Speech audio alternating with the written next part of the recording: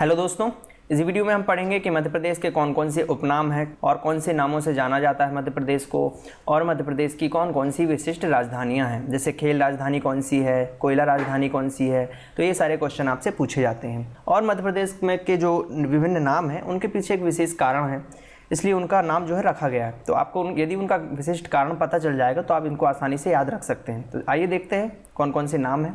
तो ये सारे नाम हैं मध्य प्रदेश के। तो उनमें से पहला नाम देखते हैं हृदय प्रदेश।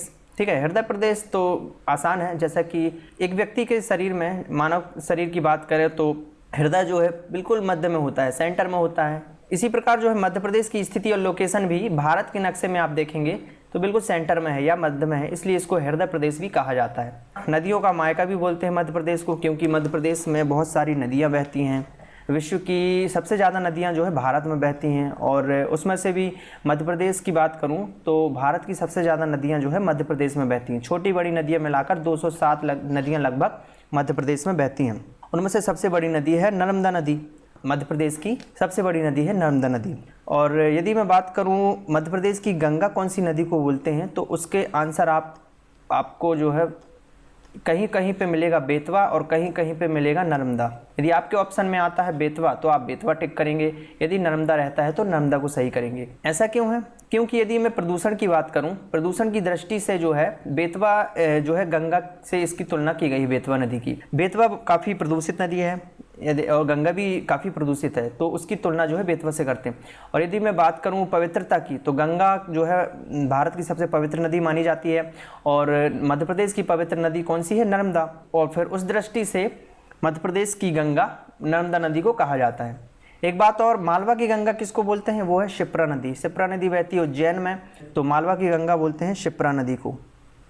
अब बात करते हैं टाइगर स्टेट की। तो टाइगर स्टेट मध्य प्रदेश में सबसे ज़्यादा टाइगर पाए जाते हैं। अभी जो बाघ आकलन की रिपोर्ट आई थी 2018 वाली, उसमें मध्य प्रदेश में सबसे ज़्यादा संख्या थी टाइगर्स की। ठीक है, कितनी थी? 526 थी। और दूसरे नंबर में था कर्नाटक 524 बाघ, और उत्तराखंड में थे 442 बाघ। तो आप देख सकते हैं मध्य प्रदेश में सबसे ज़्यादा टाइगर की संख्या है, इसलिए इसको टाइगर स्टेट भी कहा जाता है। और टाइगर रिजर्व की बात करूं तो टोटल 7 टाइगर रिजर्व है मध्य प्रदेश में। 6 राष्ट्रीय उद्यान को घोषित किया गया है टाइगर रिजर्व, और 1 है रातापानी अभ्यारण्य, तो टोटल हो जाते हैं 7। सोया स्टेट क्यों बोलते हैं? क्योंकि मध्य प्रदेश में सोयाबीन की खेती सबसे ज़्यादा होती है, और एशिया का सबसे बड़ा सोयाबीन संयंत्र जो है उज्जैन में है। उज्जैन, ये भी बहुत बार जो है क्वेश्चन आया है। और उस सोयाबीन अनुसंधान केंद्र है इंदौर में। सोयाबीन अनुसंधान केंद्र कहाँ पर है? इंदौर। तो ये दोनों तथ्य आपको याद रखने हैं। सोयाबीन संयंत्र है जो है उज्जैन में है, और सोयाबीन का अनुसंधान केंद्र है इंदौर में, और ये उज्जैन वाला जो है एशिया का सबसे बड़ा है। अब बात करते हैं डायमंड स्टेट की। तो मध्य प्रदेश को जो है डायमंड स्टेट कहा जाता है, या हीरा। डायमंड मतलब होता है हीरा। मध्य प्रदेश में सबसे ज़्यादा हीरा पाया जाता है। कहाँ पर पाया जाता है? ये पन्ना डिस्ट्रिक्ट में। पन्ना में जो है बहुत सारी माइन है, वहाँ पर हीरा निकाला जाता है, और देश में सबसे ज़्यादा हीरा जो पाया जाता है वो है मध्य प्रदेश। मध्य प्रदेश में एक माइन का नाम भी याद रख सकते हैं, मझंगवा माइन से जो है हीरा निकाला जाता है।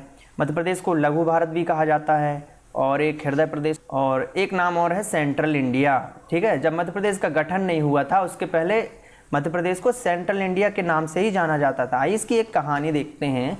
जो सेंट्रल इंडिया है ना, जो पहले का मध्य प्रदेश था 1956 के पहले का, 1947 से 1956 के मध्य प्रदेश को हम 4 भागों में बांटते हैं। पहला था सेंट्रल प्रोविंसेस एंड बरार। ये था सेंट्रल प्रोविंसेस प्लस बरार और बघेलखंड प्लस छत्तीसगढ़ का एरिया। इसको बोलते थे स्टेट ए। स्टेट ए, इसकी राजधानी थी या कैपिटल थी नागपुर। नागपुर, राइट। और ये दूसरा था स्टेट बी। स्टेट बी, इसको बोलते थे मध्य भारत या सेंट्रल इंडिया। देखो सेंट्रल इंडिया यही था, इसको बोलते थे सेंट्रल इंडिया। इसमें 25 रियासतें थीं, और इसकी राजधानी थी ग्वालियर और इंदौर। 6 महीने ग्वालियर रहती थी और 6 महीने इंदौर। भोपाल स्टेट पृथक था, अलग से था, इसकी कैपिटल थी भोपाल। और ये था स्टेट सी, यहाँ 38 रियासतें थीं, और इसको मिला के बनाया था स्टेट सी या विंध्य प्रदेश। तो आप देख सकते हैं सेंट्रल इंडिया के नाम से इस रीजन को जाना जाता था, या मध्य भारत, तो वहाँ से इसका नाम जो है सेंट्रल इंडिया है। और स्टेट सी की कैपिटल थी रीवा। आइए अब देखते हैं मध्य प्रदेश की विशिष्ट राजधानियाँ कौन कौन सी हैं। मध्य प्रदेश की राजधानी तो आप सबको पता है भोपाल है। भोपाल में है विधानसभा भवन और इसलिए जो है मध्य प्रदेश की राजधानी है भोपाल। मध्य प्रदेश की खेल राजधानी बोलते हैं इंदौर को। इसके अलावा मध्य प्रदेश की जो व्यावसायिक राजधानी है वो भी इंदौर है। खेल राजधानी क्यों बोलते हैं? क्योंकि इंदौर में बहुत सारे स्टेडियम हैं। 2 इंटरनेशनल स्टेडियम हैं, एक तो है होलकर क्रिकेट स्टेडियम और दूसरा है नेहरू स्टेडियम। इसके अलावा 6 घरेलू स्टेडियम हैं और एक और प्रस्तावित है। तो आप देख सकते हैं बहुत सारे खेल स्टेडियम हैं इंदौर में, इसलिए इसको मध्य प्रदेश की खेल राजधानी भी कहा जाता है। इसी प्रकार इंदौर को मध्य प्रदेश की व्यावसायिक राजधानी भी कहते हैं। पहली बात तो मुंबई के मार्ग पर स्थित था इसलिए बोलते थे, ठीक है। दूसरी बात, इसका व्यापार जो है गुजरात और महाराष्ट्र से किया जाता था प्राचीन काल से ही। जो इंदौर की सिचुएशन ऐसी थी कि मध्य प्रदेश जो महाराष्ट्र और गुजरात से इसका व्यापार जो है आसानी से होता था। और बहुत सारी कपड़े की मिलें भी थी यहाँ पर, हालांकि अभी बहुत सारी बंद हो गई, लेकिन यहाँ पर बहुत सारी कपड़े की मिलें भी थीं। और राष्ट्रीय शिक्षा का केंद्र भी इंदौर में है, IIT इंदौर भी वहीं पर है। बहुत सारे खेल स्टेडियम हैं, तो व्यापार की दृष्टि से इंदौर जो है समृद्धशाली है। और MP का स्टॉक एक्सचेंज भी इंदौर में है, इसलिए इसको मध्य प्रदेश की व्यावसायिक राजधानी बोलते हैं।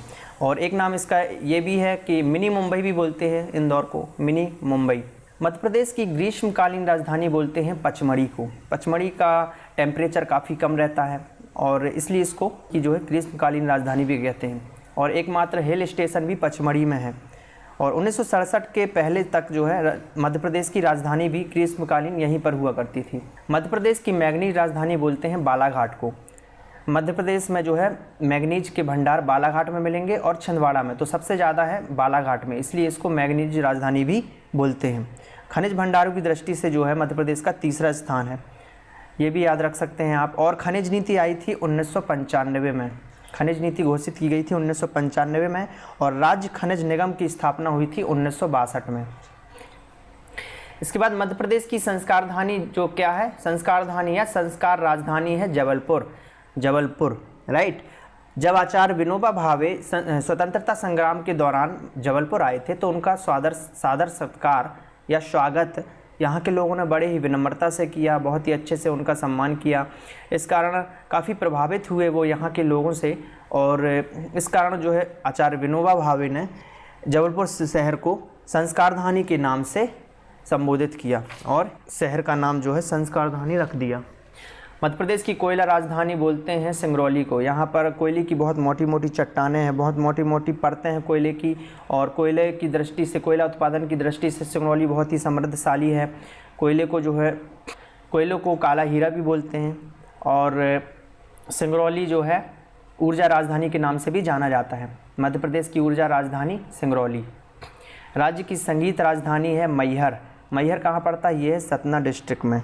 और मैहर में एक मंदिर भी है, शारदा माँ का मंदिर, बहुत ही फेमस है। भारतीय शास्त्रीय संगीत का एक प्रमुख स्थान है मैहर, इसलिए इसको राज्य की संगीत राजधानी कहते हैं। तो ये था मध्य प्रदेश की विशिष्ट राजधानियों का वीडियो और मध्य प्रदेश को कौन कौन से नामों से जाना जाता है। आई होप आपने काफ़ी कुछ सीखा होगा। यदि वीडियो पसंद आया तो प्लीज़ लाइक कीजिए और अपने दोस्तों के साथ भी शेयर करें। और चैनल सब्सक्राइब नहीं किया है तो जल्दी से कर लें और बेल आइकन को भी दबा लें ताकि नोटिफिकेशन प्राप्त होते रहें। Thank you.